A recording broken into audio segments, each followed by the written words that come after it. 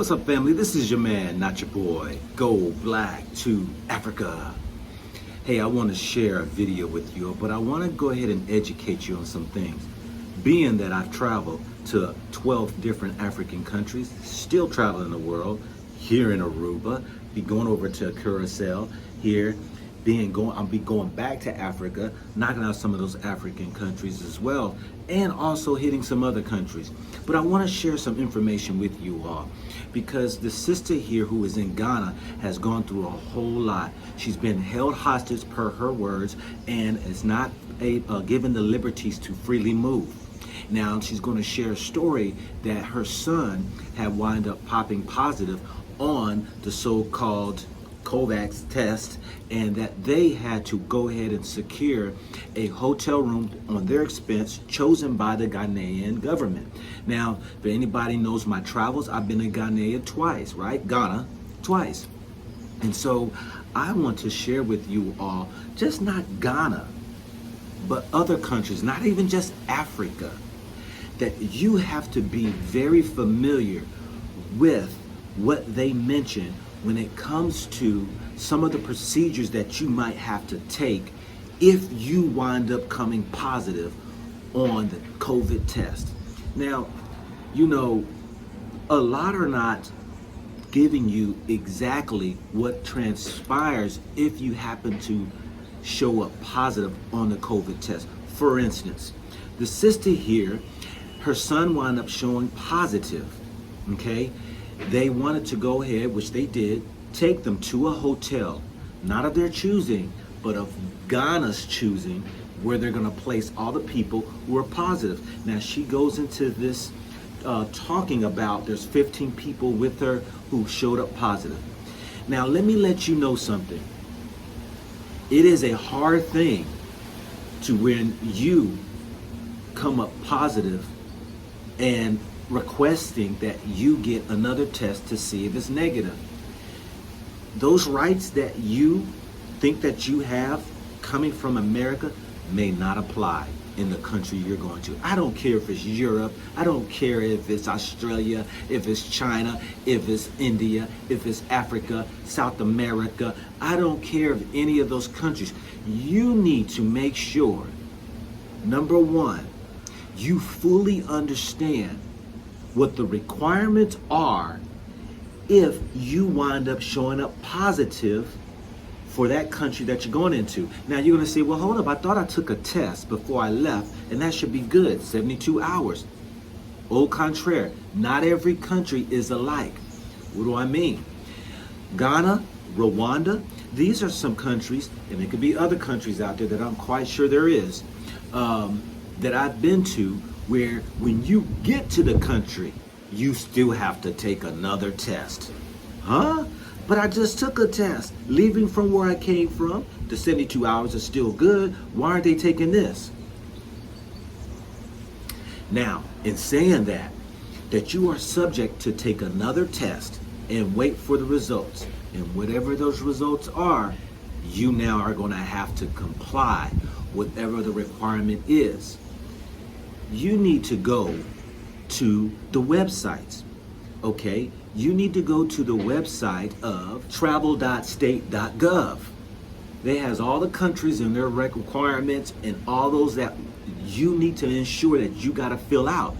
You also can go to that country's website when you just type in Tanzania, Rwanda, Spain, Italy, COVID test requirements. And each must list exactly what the requirements are. If you come up positive, what you're going to have to do, what the cost might be, and you need to know this. I will be having this in my travel guide that I come out with. But the sister is sharing the pain, what she went through and others have went through, that I want y'all to check out her video, because unbeknownst to her, she doesn't understand that what she was embarking on, that yes, if you wind up coming up positive, there are some things they're going to require of you. And if you ain't got the money to wind up to have to pay for the hotel expenses that might be 3 days, 4 days, 5 days, which you should already know based upon the so-called website that, or the U.S. government, that their travel guidelines on their website. You're going to be in a world of trouble because they're going to require you to stay in specific hotels for those who have wound up positive and want to keep all those people in that place, and not that you can go quarantine in your hotels of choosing, that you can go to your family members or somebody you know choice of quarantine. It will specify exactly, and you need to know the cost, the duration of how long you're going to have to stay. This should not be a surprise. And so our sister is sharing the treatment that she had to endure. Rightfully so, I would have been upset myself. But she did not understand what was going to transpire. Can I retake another test if it comes up positive? Some countries are going to tell you maybe no. What do you do? She was in a hotel.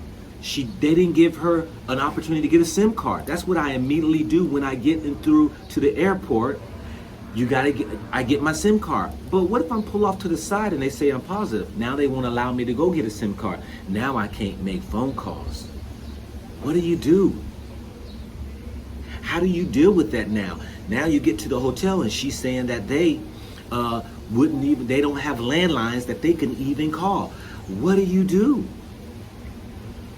These are things that are going to be in my travel guide, because these are things that you need to know, what you need to do with your so-called phone company on getting international, or apps that you can have that you can call that you may not need to have a SIM card for. These are things that are very important for you when you're preparing to travel. So I want to get you all to be able to relax, remain calm, chill out, and do your homework first. Not saying the sister didn't do her homework, but there were things that were thrown at her that she did not understand, that we need to understand and learn from what she was going through, so that then it makes our travels that much more easier. I'm here right now in Aruba. They got requirements. Other countries and islands have requirements wherever you travel. Well, some of y'all are like, forget this, I'm gonna stay right here in America. Well, I'm not talking to you all. I'm talking to those who are traveling abroad, who are wanting to get away, whether for vacation or moving. There are things that are in place that you just need to be educated on. It's not really difficult. It can be cumbersome. It can be, out of the way. It can set you back. But if at least you are aware of what's to come, by chance, if it happens, it makes your time and your stress levels that much lower. So go ahead and comment on what you think. There again, this is what I said. My consultation's $400 that people has been ridiculing. But that $400 is a roadmap to ensure your travels will be at ease. Because one of the things I talk about is for you to go to these websites and make sure that you understand what are the requirements that this country is going to require me. What happens if I do pop positive when I get there, if they're asking for that? What is it that, if I get there and something happens, or how am I supposed to, the who's, what's, when's, where's, why's, how's? Those are the things each person will be addressed in your travels when you are dealing with me. I've traveled those countries, but there's a lot to learn. Sometimes there are new things that pop up because things are changing rapidly daily. All of this new changes. COVID has made it very hard for people to travel. COVID has cost a lot of money out of my pockets. I can guarantee you, just in my travels, I've probably paid over $1,500 just alone in COVID tests. I know for a fact. Check this video out, learn from it, Feel the woman's pain and hear it. Look in the link that I've provided for you to go to her YouTube channel and learn from it. This is your man, not your boy. Go black to Africa.